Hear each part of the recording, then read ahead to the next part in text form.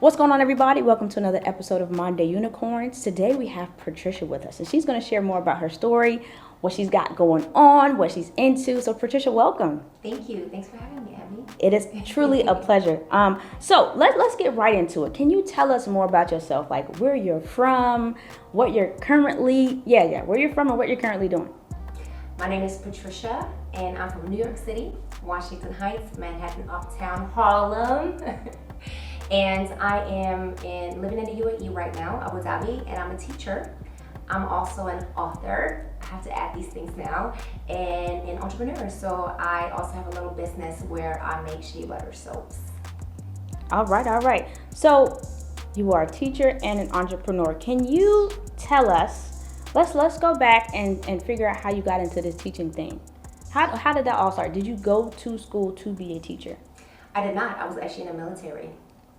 And due to family reasons, I decided to be in education because I wanted this time off with my family in the summer, also during Christmas time. So for me, it was ideal to join the education world at that time. From Army to education, pretty much like big difference, right? Major gap there. And when I started teaching in the States, I was really grateful for that big time off in the summer. And I really enjoyed teaching the children. But the money was just not what I wanted. I wanted to make more money. And then when Trump administration came up and, his promises, his signature promises that were falling short, taxes, I was like, this can't be it. This cannot be the life, okay? I cannot struggle at the end of the month. So I decided, you know what? I need to find a country where we don't have to pay taxes. Is that possible? Well, let me Google it. Country where expats don't have to pay taxes, and the UAE came up. I was like, maybe this is it. I was researching more, looking deeper into it. 3 weeks later, that was it. I was on a plane over here. That's how quick it was. Applied for it, had an interview, sent me the contract. That was it from there. Wow. Really fast. So how long have you been in the UAE? This is year 6 for me now. It's been 6 years, and it has been ups and downs. In the beginning, it was a culture shock. You get used to it. The people it's a different mentality, of course, but you get used to it. I love the lifestyle. It's safe for myself and my family here. I have a story that happened in the beginning when I first got here. I left my purse in a restaurant, and I realized it when I was in a car, and I was like, okay, it's gone, my money is gone, everything will be gone. No, it was sitting right there just waiting for me. If we were back home in the States, it'll be a different story. Be like, okay, it's gone, I don't have to go back and check anymore, right? So just the different lifestyle and feeling safe made just the biggest difference.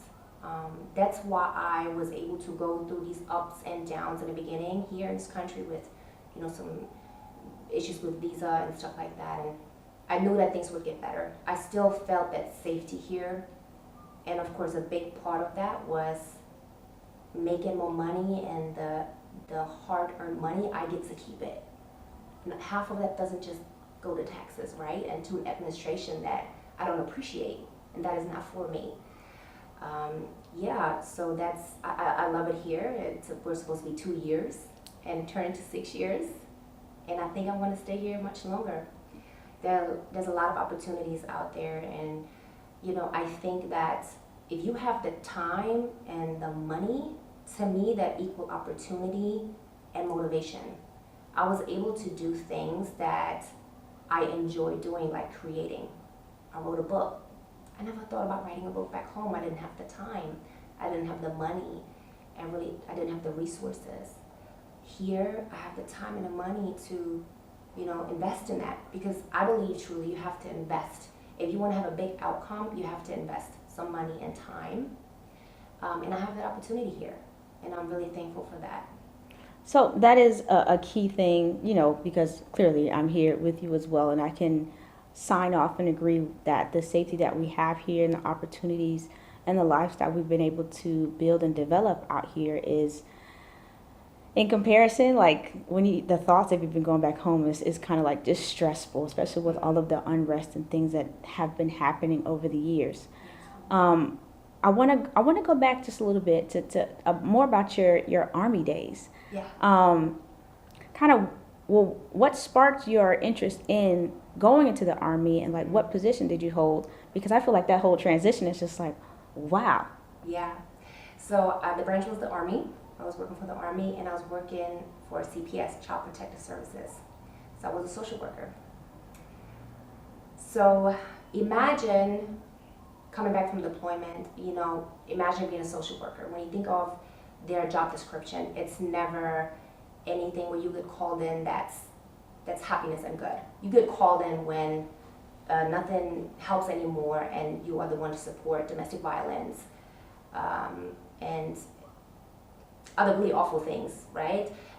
So I was very young. I was straight from college, great salary. I was like, okay, I'm going to join the military, and I have health insurance. I'm going to have a safe position there.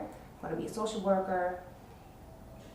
But when I went into some of the domestic violence situations, I realized this is not something that I want to do for the rest of my life. And I was on call 24/7, because when you are a social worker and you work for CPS and you're a family advocate, you are on call 24/7.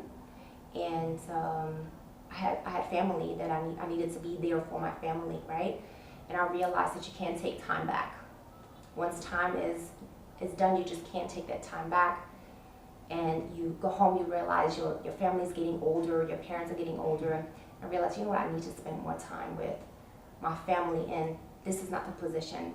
So I always tell people, when they are in a position where the money is maybe good, but they complain a lot, you need to change it. You cannot sit there for years and years and years and complain and make yourself very sick mentally and also physically. Stay in that position. You can leave and make a decision. You can get out of it. So I had to leave my Army days and look for something else that's more promising for me and that allows me to have more time for my family.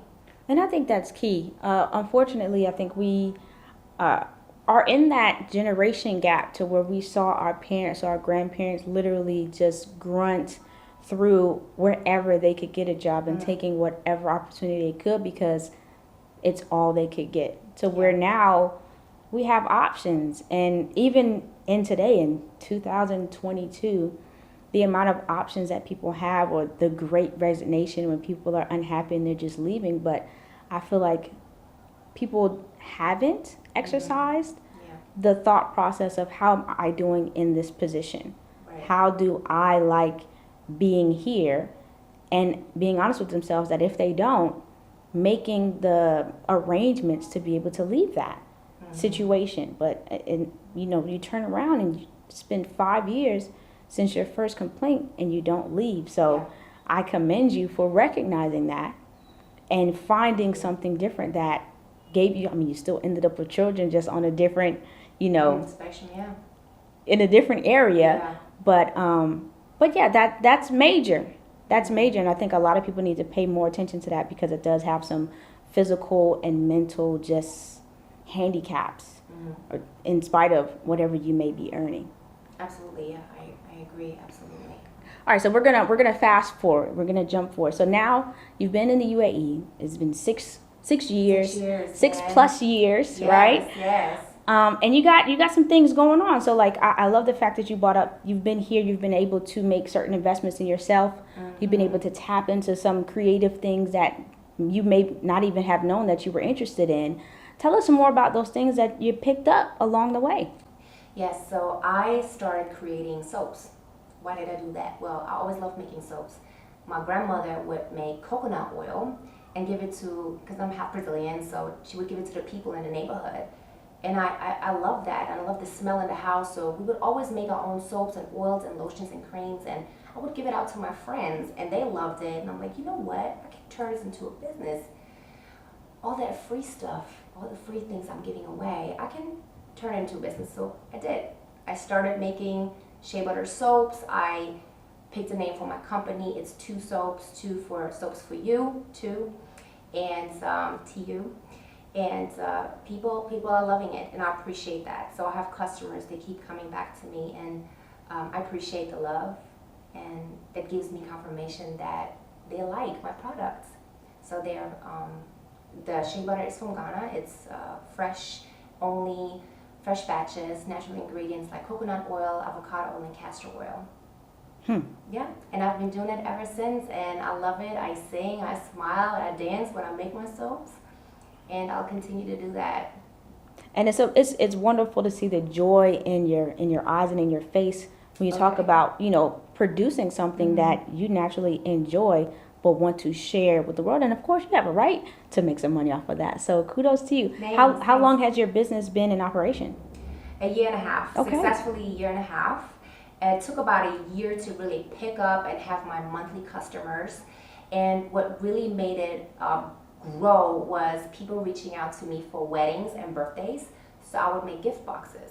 I was like, I love this. This is amazing. Yes, I can do that. And I also learned from my customers because they would come back to me and say, why don't you do this and that? And I'm like, this is a great idea. I appreciate that. So besides having the opportunity here, I've met some amazing people that are very supportive and love to share their ideas with me. So yeah, I've been doing that. I've been doing a lot of weddings and other events where I give out little sample soaps or just pop-up markets, and people appreciate it, so it makes me very happy. That's great. Now tell us about this book that you have. Yay! Yes. So I wrote a book, and my family are the main characters in the book. And it's called I Love Me the Way I Am. I Love Me the Way I Am. The title of the book is because it's very close to me, because it took me a while to love me the way I am. Just who I am with everything, my hair, my body, my perfect imperfections, that's what I'll call it now. And just to love me and pour into myself and accept who I am, where I'm from, and yeah, just Patricia. And I dedicated this book to my son. He's the main character in this book, and I gave it to him for his birthday. It was one of the best gifts. And the story is actually a story my grandpa used to tell me. I had to change some things up in the book. Some of the settings, but the core of the story is what my grandpa used to tell me, a story. And he would tell me the story over and over again. I would always act like I listened to it for the first time. And I would tell my son the story when he was little. And I'm thinking, you know what, I'm gonna turn this into a book. And I researched, and I was like, I'm just gonna do this. It was tough because I was doing the sketching, keep going back and forth with the illustration, and it was really important for me not to give up. I was like, this one I'm going to pull through, and I'm going to have it done by March 26th because that's his birthday, and it's going to be his gift. It's going to be the best gift ever. And he was really excited. He really was so thankful. He was like, what's going on here? So yes, this is one of my biggest projects, which I'm super proud of. And that showed me again that nothing is impossible. If you show up and you put your mind into it and your heart, and you follow that, you just go for it and you get it. Don't just talk about it. You go get it, right? You research because someone in the world has done it before. It's as easy as looking up a tutorial on YouTube. How do you write a book? That's what you put in there. Put that in the browser.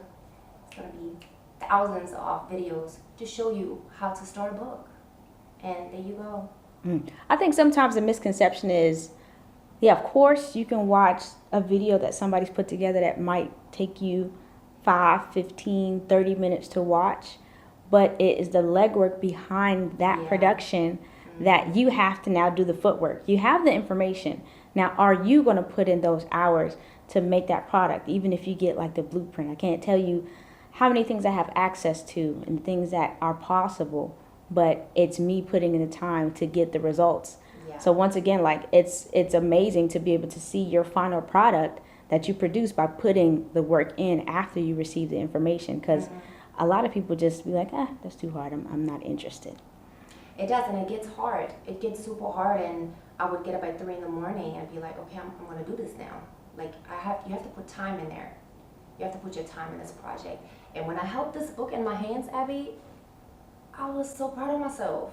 And I was like, you know what? I'm gonna celebrate myself because I believe like strong women we don't do that enough.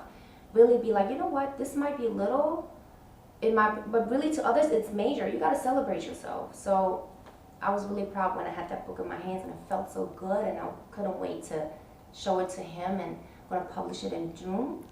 Have a little party, put it on Amazon. So that's yeah. Well, so you segue right to where I want to go, which is what is upcoming and or what is next for you. So I've really been into traveling, and I've been traveling since I'm here. I went to 42 countries. Georgia 3 weeks ago was country number 42. And there are some tricks and tips that I offer on my website as well, how to travel on a budget, and also my destinations, and there are agendas on there for free. And yeah, so it's patriciao.com, www.patriciao.com, and also Patricia O on Instagram. And I'm really going to dig deeper into that traveling, because there are really ways where you can travel for free and you can travel on a budget. It's out there. I tried it. I did it. It's possible. So that's what's coming up next. Definitely lots of travels after the summer. Also weekend travels. I love them. And yeah, my focus will go towards that, and visiting gems, hotels, and I love coffee places. So really exploring and connecting with people and showing off, yeah, my travel destinations and what I love to do. That's awesome. That's awesome. So now we've reached a point in the interview where it is time for you to continue to give some tips to individuals. It can be somebody who's maybe looking to be in a similar situation, somebody who's looking for encouragement to start that project or finish that idea or concept. What are some things that you would tell these individuals? So one of the things that I believe is very important, don't let anyone tell you no, or let anyone tell you what to do, because you know best what's good for you. When someone starts telling you, I think you should, well, I think I shouldn't, because you don't know if that's good for me. You need to really listen to yourself and center yourself and be like, you know, what is it that I want that makes me really happy? And so don't listen to others. Don't take no for an answer. Know that what you have in mind and the things that you want to do, someone has done it. All you need to do is go ahead and Google it and research it, right? Or watch Abby's tutorials, because that's what I do for my content, okay? And show up. Don't overanalyze. You know that time when you wake up and you want to go to the gym at 5 in the morning and you be like, okay, I gotta get dressed. I gotta do this and that. No, you don't even think about it. You don't overanalyze or overthink it. You just get up and you do it. You just show up. And that has helped me a lot. Overcoming fear. It overcomes fear a lot when you don't overanalyze. When you just show up. And so that's one of the most important things I would tell someone.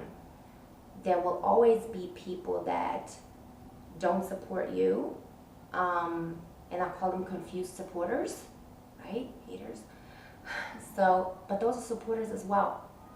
Take that as fuel, take that as petrol, and just know that people are watching, and even those support you, right? So don't let that get you down, and invest your time. If you have a project like a book, or you want to open a business, seek help and knowledge, ask a lot of questions, and really put your time in it. Yeah. Those are beautiful, beautiful tips. Yeah. You all should pay attention and get those things rolling, because as you can see, it is possible. When you put in the time and the effort, all of these things are right at literally your fingertips or your thumbs. It is. It really is. And we can't keep missing out on these opportunities, not only to be great for ourselves, but for the other people who are looking for our guidance or for our answers that we can provide for them. So I want to thank you for your time thus far. But we're not done yet. You have to tell us all of the places and spaces that we can connect and follow and purchase, whatever you have to give us. I appreciate that so much for this opportunity. So www.patriciao.com is my website. And there you can find tips and tricks for travel budgets, and also destinations and agendas are on there.